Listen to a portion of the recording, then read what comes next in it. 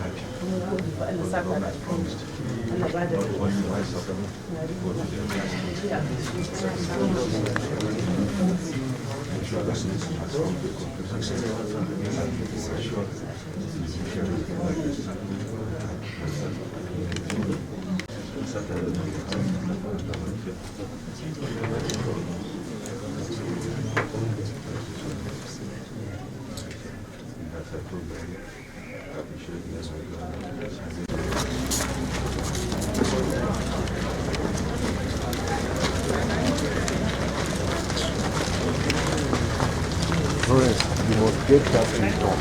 Don't give me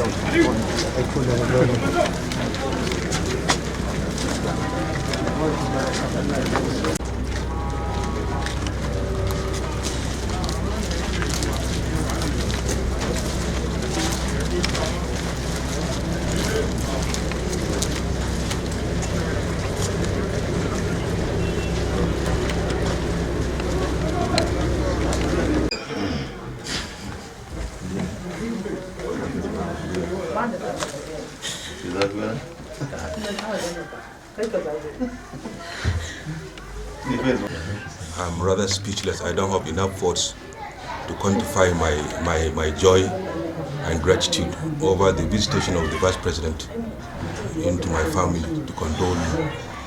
As I told him, it should be the other way around. The Vice President is our father. We're supposed to go and pay him condolence visit, not him paying us, but however, I'm grateful. I'm sincerely honored. The only thing I would say is to pray for him, to pray for the entire nation, so that peace will reign. Thank you very much. Thank you so much, sir. You're welcome. Yeah.